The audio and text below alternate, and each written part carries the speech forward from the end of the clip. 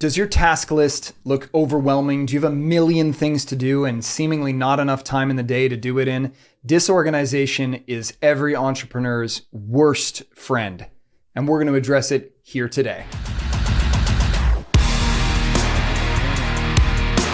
Hi guys, welcome back to Montreal's Elite Unleashed, the podcast for hustlers looking to level up their lives. I'm your host, Logan Boyce. With me as always is Jonathan Ehrlick. Hello, hello.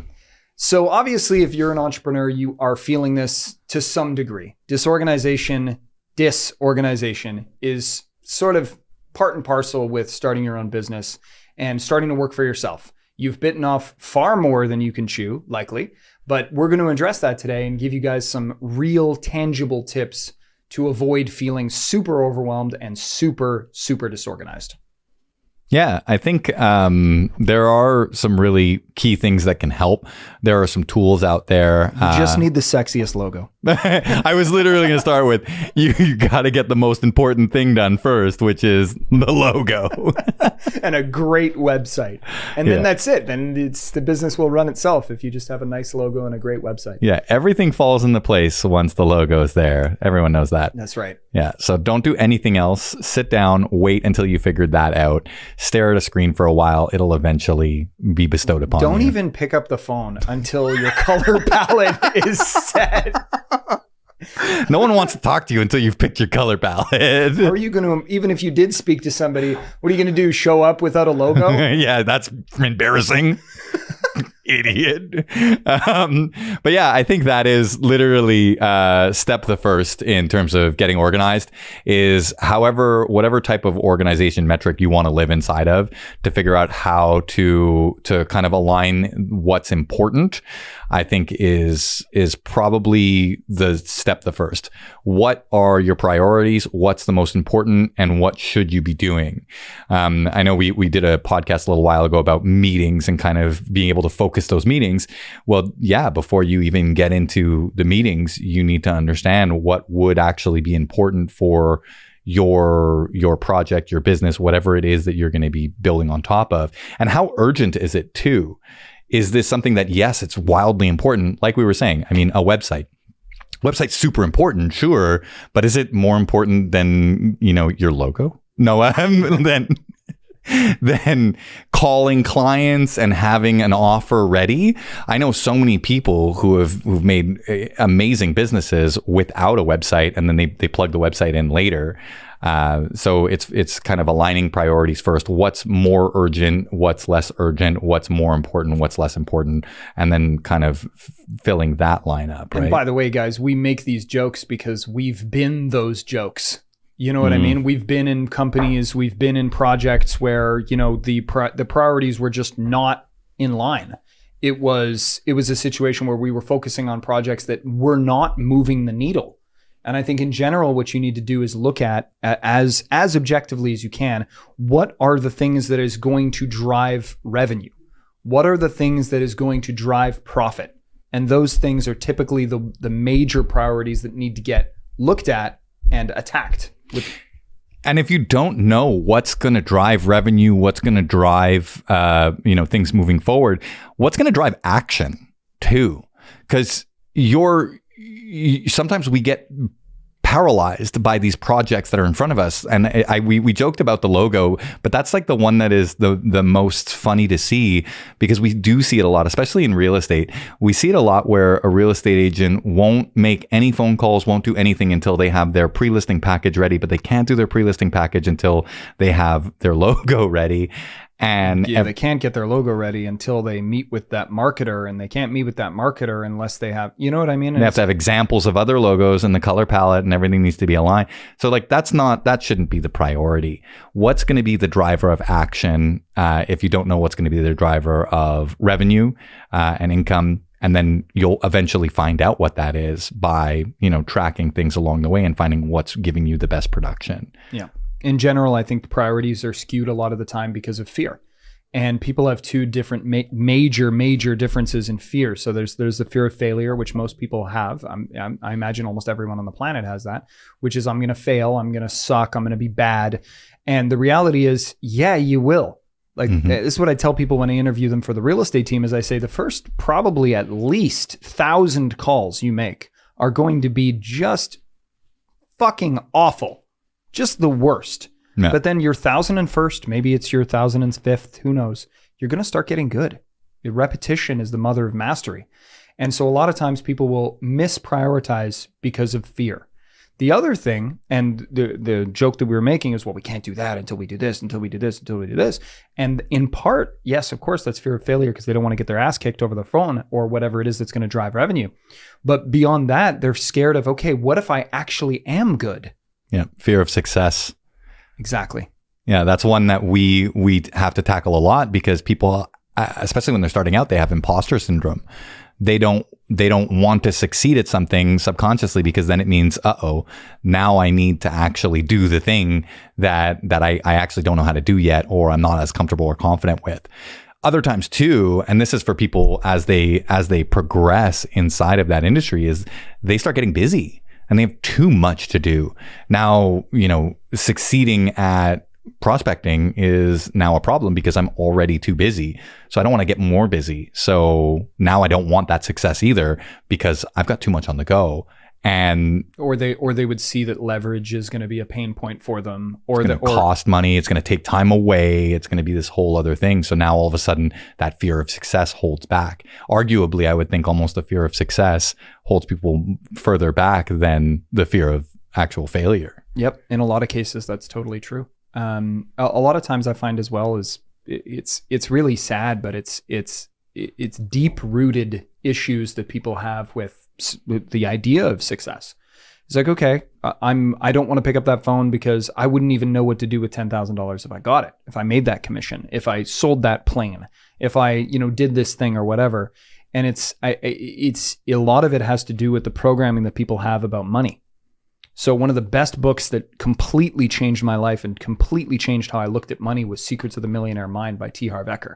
It's a phenomenal book. And it goes through, people's limiting beliefs around money. And think of everything you've ever heard from your parents or your grandparents about money. Penny saved is a penny earned. Money can't buy you happiness. All of these things that, although probably come from a good place, you have to remember that the times that they went through were not the times that we're going through right now. And a lot of times it's like, okay, well, sure, money can't buy you happiness, but you're telling me that if I were to buy my mom a new convertible with a nice big pink bow on it, that wouldn't not only bring a smile to my face, but a smile to hers, and a smile to hers would bring a smile to mine. It's crazy to tell people that money can't buy you happiness. It's true that it's not the end all be all. There are things that should be prioritized above it at times. But goddamn, man, it's famously said by Tony Robbins, I'd rather show up to my problems in the back of a limo. Yeah. Yeah, it is crazy that, the when you're talking about fear of success or even fear of failure, that the concept of being able to add in some form of leverage to help you when you get to that point, to be able to use money as energy and to understand how much your time is worth, to be able to figure out, okay, where am I at that I can use money as a lever to alleviate some of the pain points that I have, to then help me be able to focus on the things that I'm better at, but also my time is way better spent doing rather than this other stuff that I shouldn't be doing. A lot of people look at it and they're like, okay, well, administration is the first one. Like, let me get my administration stuff organized, paperwork, all that other stuff. Sure. And things just kind of stop there. For a long time, I find people get stuck with that and they don't think of other ways that they can use money as a lever to grow. Or marketing is another obvious one too. But I think having that, like you were saying with T. Harv Eker, and figuring out how money kind of works and how money can kind of help you grow. It can program you in a lot of different ways. I think everybody should take the time and reflect on this. And I've told this story many times, but I learned a very horrible thing about money when I was a kid. And it was that money can buy affection. It's a horrible thing to learn. And it's because I was growing up, this was back when you could get on your bike and like just go to a park and have a good time, right? I was like 8 years old, maybe 7, something like that. And I had a great I had a piggy bank that I would use all the time my whole life, right? 8 years of putting pennies in there and quarters and the occasional dollar and whatever. By the way, back then you went to a corner store with $10.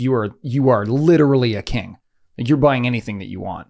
So we started biking with this other family down the road, and there was this gal, and she was my age, and of course I'm like, oh, well, this is gonna be fun. So we biked to the store, and I had cracked my piggy bank that morning, right? Cracked it, and then I'm like, oh, I got all this money, I'm buying all this candy and like the whipped cream for the freaking whatever the things, dude. We went to that park and rocked up like McGregor coming into the ring with the millionaire walk like this, you know.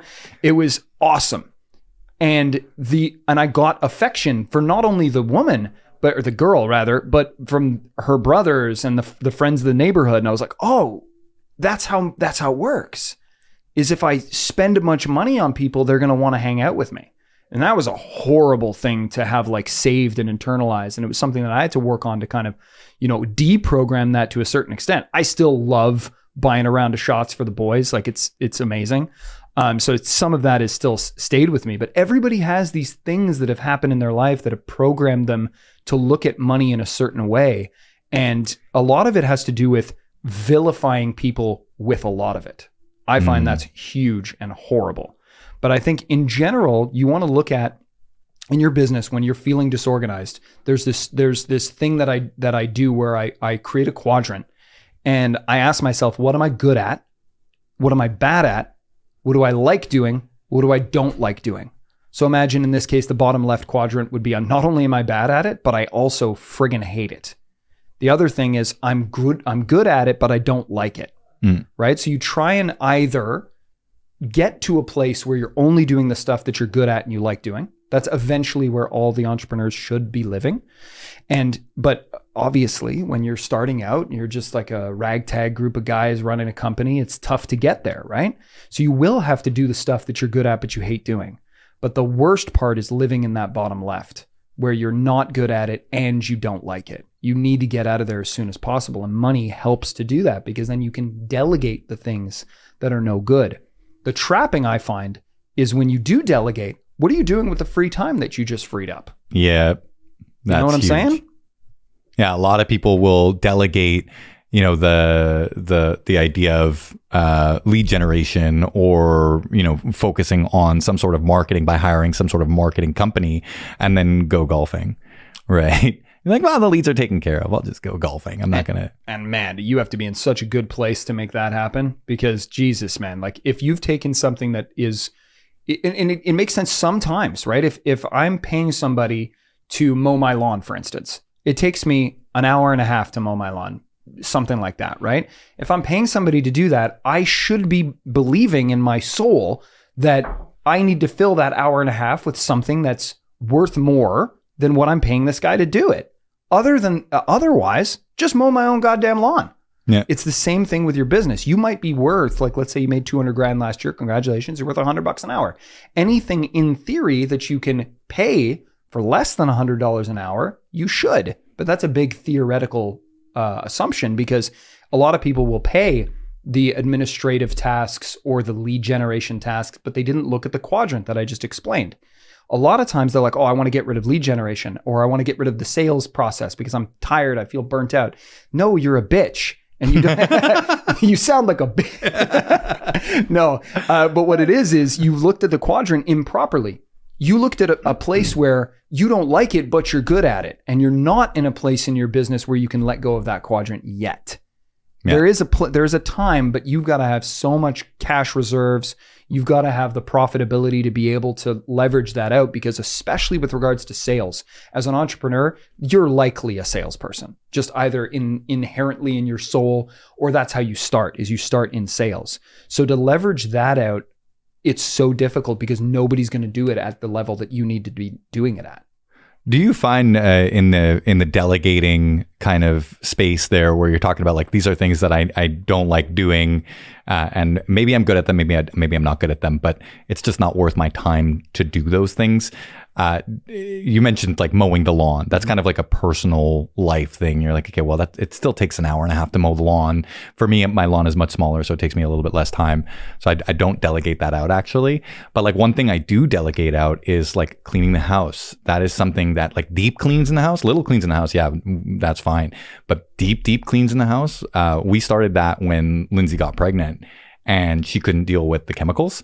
So we got someone in to help us take that up. And when you look at the hours that go into that, like if I was to do a deep clean, that is hours of my time, and my time could be spent doing something else. So, but that's a personal thing. So do you find that when you're delegating personal things is different than delegating business things? It should be, in my opinion, it should be looked at the same way. Okay. In that it's like your time is worth X. Can you hire somebody to do the thing that you either don't want to do or are not good at? Can you hire somebody for less? Yes, but then you still have to replace that time. And so here's the thing. It's not like every hour that you delegate or elevate away from that you have to mandatorily replace it with something that drives revenue. You don't have to, but if not, it has to be a registered choice that you're now spending that money. That is no longer an investment. Okay. Because like I'm really good at sleeping and I didn't want to delegate sleeping away. Yeah. You know what I mean? Like nobody does it like me. I conk out like a G, dude. But yeah, no, I think I think you're right. It's if you're looking at your hourly rate for the amount of hours that you work, if you start taking away hours of work that you need to be doing, well, it's not taking you away from the work hours total. You still need to work 40 hours. What are you doing? Or 60 hours, however many hours you're working that week. You still need to work those hours. Just what are you doing now instead of doing that thing that was taking up your time that you could have been working doing, right? Yeah, exactly. And I think around the house is different. Everyone's going to have different roles and responsibilities. I'm not here to tell anybody, what they should or shouldn't be doing around the house. Like, for instance, one of my mentors still washes his own car. He's worth millions and millions of dollars, but he actively enjoys washing his car and he's really good at it. It's interesting because I focus up in the morning and listen to stuff. I need to do something, washing the dishes, taking out the dishes from the dishwasher, putting the dish together. Just like a Zen thing. I started doing it like back when I lived in Toronto, and I just never got off that thing of doing the dishes in the morning. It's just something I like doing. It zens me out. Yeah. But I can't wash my own car. It doesn't cost that much for a car wash. He loves to do it, man. He loves his truck and he doesn't want anybody else touching his truck. That's fair, I guess. He's American, spoiler alert. I hate my dishes, but I clean them. So actually, funny enough, my dad got me painting at a really, really young age, like painting fences at like freaking 9 years old, 10 years old, and painting houses at 11 years old. And I got really good at it. But when I was like 14, I hated painting. I hated it with every and I still hate it. I still hate painting. I'll still do it, but I hate it. And even though it almost makes no sense to leverage it out financially, because man, painters are so expensive and it's not necessary. Obviously there is skill behind it. I learned it. I get it. I understand the skill behind it. But as somebody who can do it, if you can paint, you should almost never delegate that out. Yeah, hire that out, because painting is also something that is not necessarily done during normal working hours. You can do it afterwards. But I will still delegate that out as much as humanly possible because I hate it. But it's funny because every time I do a project, like a renovation that I have to get done, whether it's in a rental property or my property, I always get the contractors to do the stuff that I just absolutely don't want to do.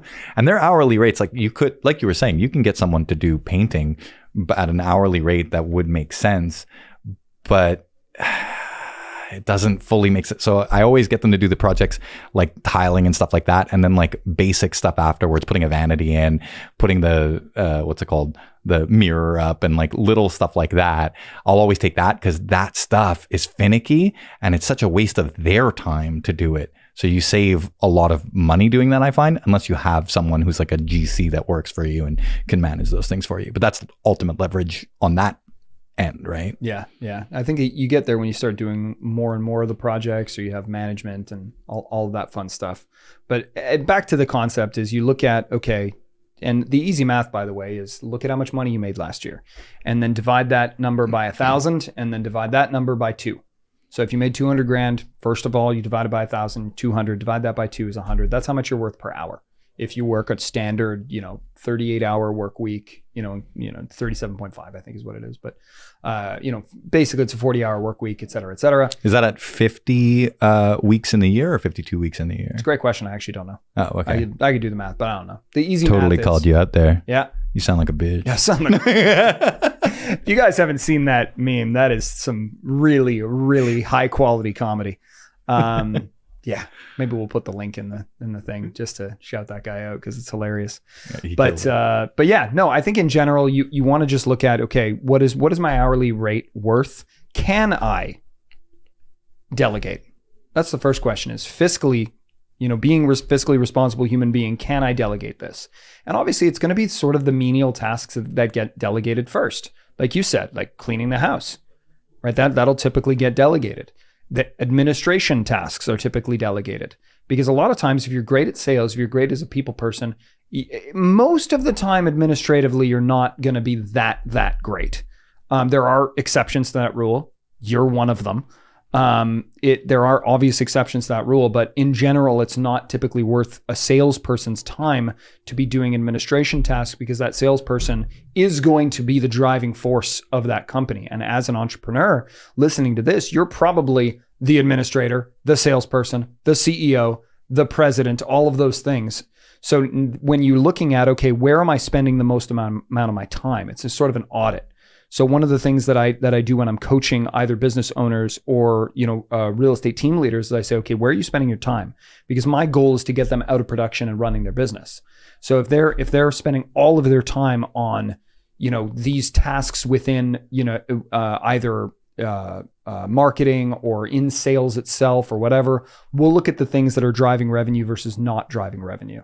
And everything that's not driving revenue is always first on the list to either delegate or elevate out of and find somebody else. Or some things can just not be done anymore too. There are some things that just, it was really important when the company first formed and now it's significantly less important. It can just be dropped.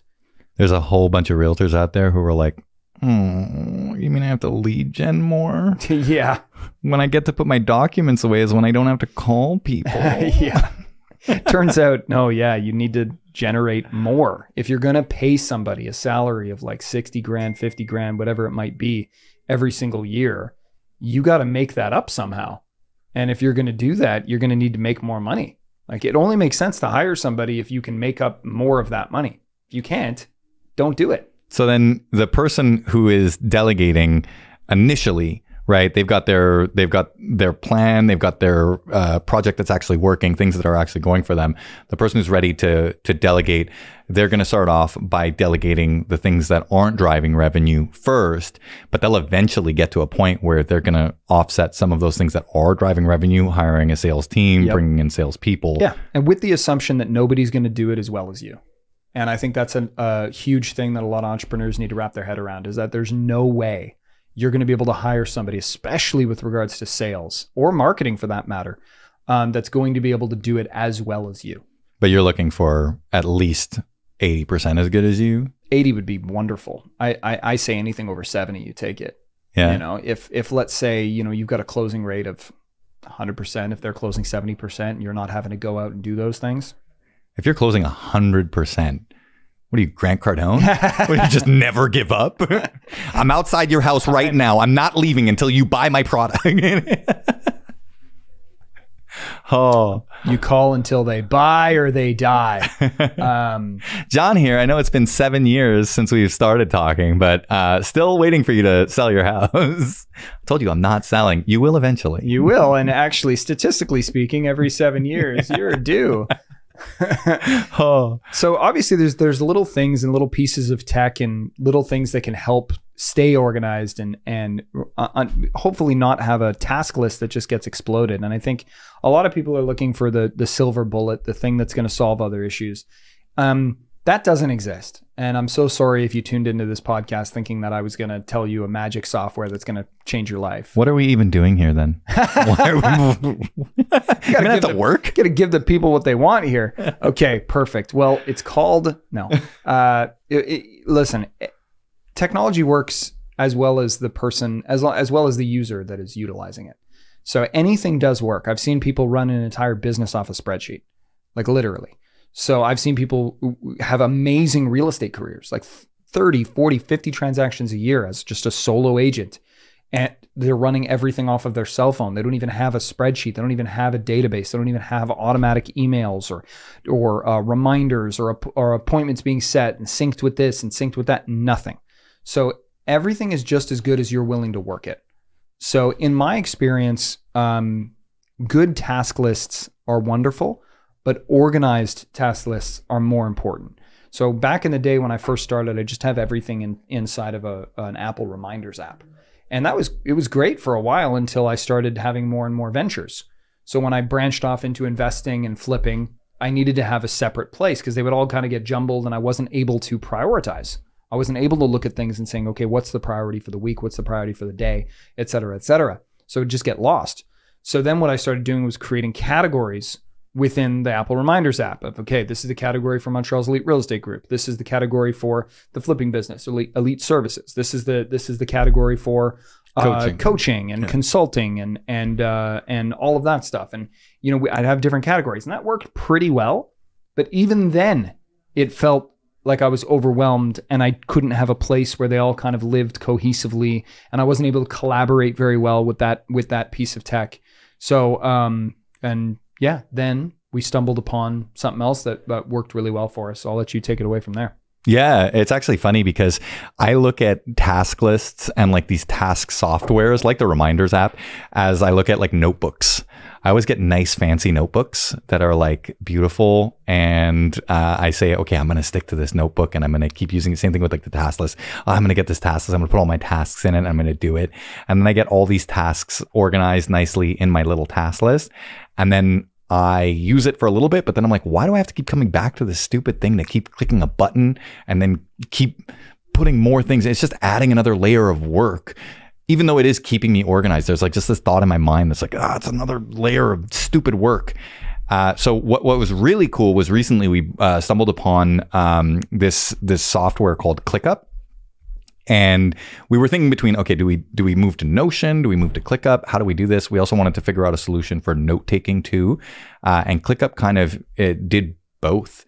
It's note taking and it keeps all our notes organized. It keeps all the sections of the business organized too, so that they're not jumbled around. There's all the different kind of management sections that need to be dealt with and all the different projects that are being worked on. And it has its project management workflow too, which is kind of cool, with specific task lists built in for each specific category. So actually, like even onboarding, one of the things that we had built out inside of it was having just like a template for onboarding that has its own task list for each individual person who comes into the team.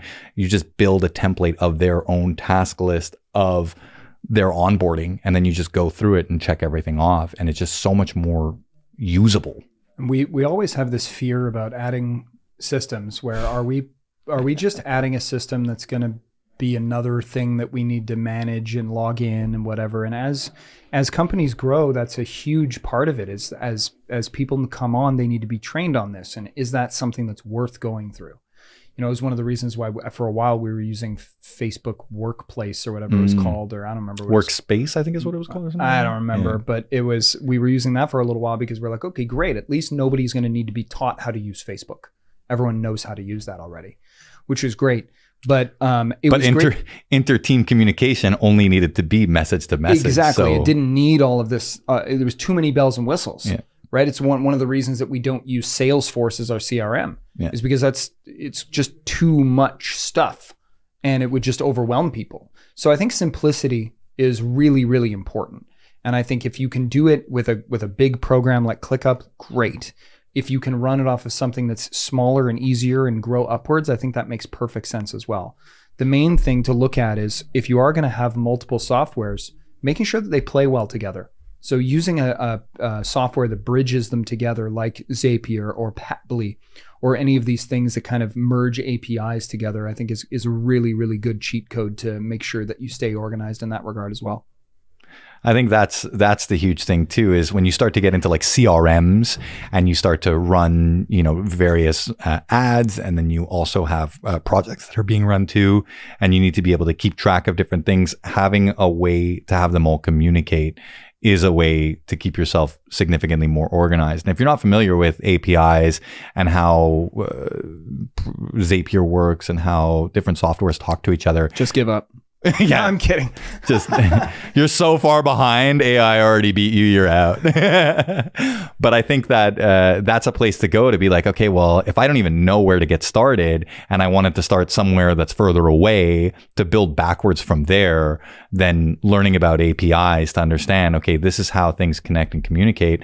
Do I actually need that? Am I at that point? Like when you said simplicity before, it really rung with me, because I was like, we're at the point where ClickUp, as a big system, as big as it sounds, was the simplest solution for us. Whereas when we were talking about team communication, we didn't need a Facebook internally. That was overkill.